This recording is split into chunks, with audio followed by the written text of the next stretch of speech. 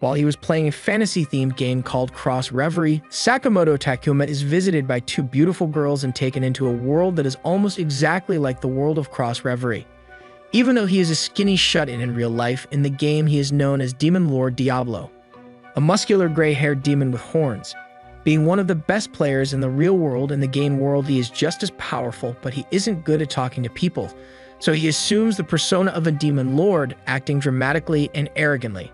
The two girls who summon him, a blonde airhead elf called Shira and a serious black-haired cat girl called Rem, try to cast an enslavement spell on him. Since he wears the Demon Lord's ring, an item that reflects all magic, they became enslaved by him instead, unable to remove the magical slave collars that appeared around their necks. Traveling together to a town called Faltra, they stay at an inn when Celestine Baudelaire, the head of Faltra's Mage Association, visits their room and asks the girls what happened to them. Telling them it's important for the fate of the world to find a way to release Rem from the enslavement magic, she leaves. Later, Diablo convinces Rem to reveal him the reason why she is important. The soul of a powerful demon lord called Krumskull has been sealed within her. Feeling sorry for her, Diablo promises he will help her destroy Krumskull, making Rem cry out of happiness, him being the first person who said he would stay by her side after hearing her secret. The following day, walking around the demi-human district populated by elves, dwarves, catgirls, demons, and other races, Diablo and the girls visit the Adventurers Guild and register as adventurers so they can start earning money for a living. They meet Sylvie the Guildmaster, who accepts them into the guild and immediately gives them their first quest, defeating a Madara snake in the woods. After entering the forest, Diablo and the girls are ambushed by a squad of elven archers who've come to see Shira, revealing she is the princess of the Elven Kingdom called Greenwood. Shira ran away from the kingdom because she was unhappy, her brother wanting to force her to marry him and have his child. She refuses to come back with the elves, and when they say they are going to take her with them by force, a fight breaks out. The elves attack, firing both their regular and magical arrows, but all of them just bounce off Diablo, who then casts a spell which freezes the terrain in a huge circle around him, immobilizing the archers. After Shira tells the elves one last time she wants to stay with her new companions instead or returning to Greenwood, she returns to the inn together with Rem and Diablo. The next day, Diablo and Shira head on a quest to deliver some food to a fort at the Bridge of Ulug. They reach the bridge where the knights tell them a huge army of Fallen, a race of evil and powerful monsters whose goal is finding Rem and resurrecting Demon Lord Krumskull, are heading towards the fort. When Diablo realizes the knights guarding the fort are weak, he decides to fight off the Fallen all by himself. Soon, he sees a horde of Fallen who look like large bipedal animals with red eyes advancing towards the castle and faces them, fighting them off successfully. Back in town, while Rem is talking with Celestine, one of her guards suddenly barges in crazed, stabs himself with a black sword. It causes an alligator-like Fallen called Gregor to emerge from his body, targeting Rem and destroying everything in his path. At the fort, an emotionless girl carrying a halberd appears before Diablo, calling herself Edelgard, the strongest lancer of the Fallen. Fighting against her, Diablo manages to dodge or block all of her lightning-fast halberd thrusts, and after hearing from the knights that Celestine and Rem have been attacked, he quickly casts a destructive spell that blows away everything in front of him, destroying the Fallen and leaving Edelgard in a crater incapacitated but alive. Diablo teleports back to town, finding Rem and Celestine driven into a corner by Gregor, who he immediately starts to fight against. Blocking his spells, Diablo uses the same gravity magic as Gregor, only significantly stronger, to overpower him completely and finally seal him in a dimension of darkness. 10 days later, after Diablo recovers his magic, Sylvie visits him at the inn to tell him the Kingdom of Greenwood demands that the Lord of Faltra, Chester Ray Galford, hands over Shira to them in 10 days, otherwise they will wage war. Because of Diablo's connection with Shira and his recent successes, Galford asks him to stop war from breaking out. Diablo panics and wants to refuse, but when he hears that Shira's brother Prince Kira has put a huge bounty on her, he gets angry and promises to protect Shira whatever happens. Galford, a gloomy middle-aged man, wants to settle the problem by simply handing Shira over to the elves, but Diablo is against it. When Shira says she wants to be free and find her own worth outside of the royal family, Galford is convinced they need to find another solution. He introduces Diablo and the girls to Alicia Cristella, a very diligent glasses-wearing Imperial Knight woman who joins them. The next day, Diablo and the others find out about a slave caravan which came to town and visit it, hoping the slave owner would know how to break the enslavement spell Shira and Rem are under. Meeting the slave owner Medios teaches Diablo how to see the flow of magic, but it is too complicated to easily destroy. Later, after the group return to the inn, a flute is heard outside the door and a blonde male elf enters the room, turning out to be Shira's brother Kira, who immediately asks Shira to come back to Greenwood with him. After Shira refuses, he tells her to think it over once more, and when he comes back the next day, he will accept whatever she decides.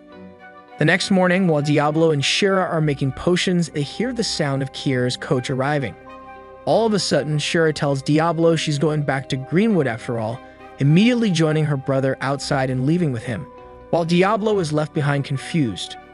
When Alicia and Rem return to the inn, Diablo tells them what happened and they conclude Shira has been brainwashed by Kira's flute, immediately departing to rescue her. Inside a tent in a forest, Kira is keeping Shira captive, preparing to brainwash her into loving him. He is interrupted by Diablo, Alicia, and Rem, beating his elven guards and storming the tent. Diablo frees Shira, but with a gesture, Kira brainwashes her to once again believe she wants to return to Greenwood with him. When Diablo activates his enslavement spell, ordering Shira to tell him her true feelings, the two spells clash in a flash of green light, the enslavement spell overpowering the brainwashing and enabling Shira to say she wants to be free with tears in her eyes. Losing his composure in anger, Kira summons a Force Hydra, a huge dragon-like beast with 4 heads that is so strong its summoning is forbidden. As the Hydra goes berserk, destroying everything in its sight and even turning on Kira, Diablo destroys one of its heads with a spell, but the head regenerates quickly.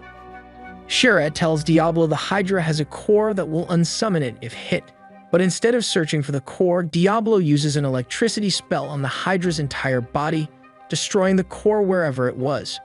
Diablo prepares to kill Kira, but Shira stands in his way. Suddenly, Galford and his guards appear out of nowhere, beheading Kira with a sword. Galford declares they are now at war with Greenwood because Kira brought elven soldiers to his territory, ordering his guards to exterminate the elven troops hidden in the forest and capture Shira, revealing he was waiting for an excuse to start a war with Greenwood all along. Diablo fights against Galford, but his speed, strength, and strategy are unlike anyone he's fought before in this world. After a long fight, Diablo manages to surprise Galford with a thunder spell and bring him to his knees, but lets him go, saying he will destroy him if he tries to attack again. The next day, Alicia travels to the Imperial capital in order to explain the whole situation to the Emperor, while one of the elven soldiers tries explaining it to the King of Greenwood. 3 days later, while Diablo, Shira, and Rem were bathing, they are approached by Edelgard, the fallen warrior. She stoically says she has found out the demon lord Krubskulm's soul is inside Rem, but won't attack them because Krubskulm's soul is delicate. Claiming there is a ritual of resurrection that will revive Krubskulm without risking Rem's life, Edelgard proposes a deal with Diablo and the girls to meet in 3 days at Starfall Tower. Diablo accepts the deal because he intends to defeat Krubskulm as soon as he is resurrected. At the day of the agreement, while walking towards the inn, Alicia tells Diablo and the girls about a paladin named Sadler coming to town and warning them that he will torture anyone who he suspects is connected to the demon lord. Just around the corner, they run into Sadler himself, accompanied by a few other paladins. While they're introducing themselves, Diablo accidentally says he is a demon lord, as he always does, leading to Sadler attacking them and trying to turn Diablo into stone with a spell. But he gets turned into stone himself, thanks to Diablo's ring of magic reflection. After Sadler's guards leave, carrying him away, the group tells Alicia about Rem's secret and Alicia promises to help them as much as she can because they're friends. That night, Diablo, Shira, Rem, and Alicia meet Edelgard on top of Starfall Tower, where she has already prepared everything for the ritual. Rem lies down on top of an altar, where Diablo pours his magic power into Krubskulm's soul in her stomach. As he is doing that, the ritual circle drawn around the altar starts shining in a blinding red light, and finally the demon lord is reborn, even though he unexpectedly took the form of an overly arrogant little girl. The revived Krubskulm is naive and doesn't remember how to fight, so she listens when Shira and Rem tell her killing is wrong. When Shira gives her some biscuits, she decides the reason she has been reborn is in order to devour all the biscuits in the world, and they befriend her, concluding that Krubskulm doesn't need to be killed if she isn't a threat to humanity anymore. On their way back to town, an eldritch flying creature called Ulirex, the oldest and strongest of the fallen, lands in front of them, greeting Krubskulm. Angered when he realizes the Demon Lord is incomplete, he tries to kill her so he can resurrect her properly once again. In the midst of a struggle, Ulrix overpowers Edelgard, but Diablo saves her from death by deflecting Ulrix's crystal lance and stabbing him with it, then finishing him off with a lightning bolt and forcing him to run away. As Edelgard escapes into the forest, Diablo and the girls, including Krebskolm, return to the inn. The following day, at a coffee shop, they meet with Celestine, where they all agree that Krebskolm, now nicknamed Clem, isn't dangerous anymore. Later, walking around town, Alicia separates Rem and Clem from the others, leading them into a dark street where she drops her act pretending to be their friend. She reveals she wants the Demon Lord to kill the mortal races in order to make the world more beautiful, thinking humans are ugly and corrupt. When Sadler appears behind them, Alicia accuses Rem and Clem of being Demon Lord worshippers, making him arrest them. Waking up in a cage, Rem makes Clem promise she won't kill anyone and stay as she is now until they are taken into a church, where Sadler, who thinks he is a god who dispenses justice, tells them they will attain salvation by torture. The scene changing to the Bridge of Lulab, Lord Galford and his knights see an army of fallen, including Edelgard, approaching the fort. Back at the church, Sadler starts torturing Rem while Clem watches, unable to do anything except yelling at him to stop, until Sadler attacks her for causing a commotion and she gets angry, making Sadler notice she's actually a fallen. Sadler, lifting his sword to kill her, it's interrupted by Rem, stabbing her instead of Clem, who, seeing this, flies into a rage and turns into her complete form, a giant black demon with massive horns and numerous red eyes. Just looking at him, she completely decimates Sadler, leaving nothing behind before flying out of the church.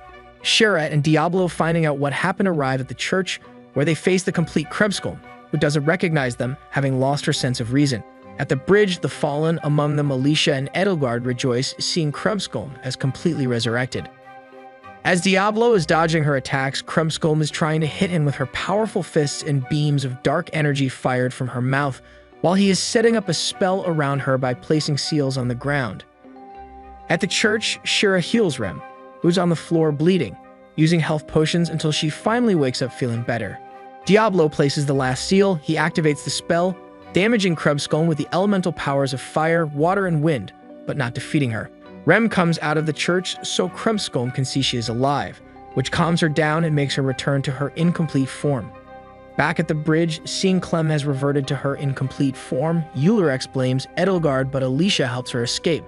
As morning comes at the ruins of the church, Diablo decides to cast the enslavement spell on Clem, so she can stay with them without going berserk again, and after Shira and Rem convince her Diablo is a good person, Clem agrees. That night, after returning to the inn, Alicia suddenly enters through the window and threatens Shira with a knife, ordering Clem to heal Edelgard with her fallen powers. Alicia leads them to Edelgard, wounded on a bed, and as Clem heals Edelgard and everyone relaxes, Alicia explains her reasons for wanting to kill all mortals. Ever since she was little, she saw so many self-centered, greedy people who pretended to be good. She started thinking that humanity as a whole is ugly and doesn't deserve to exist. Preparing to commit suicide in order to atone for her sins, Diablo tells her death isn't a way to atone, and that she should walk her own path in life. The following day, Alicia says goodbye to everyone, filled with hope and going on a journey to find herself, while Diablo, Shira, and Rem continue their adventures. Hey, thank you for staying all the way till the end. If you enjoyed the video, give it a like. It takes only a second, but it means everything to us. Have a great day and see you in the next video.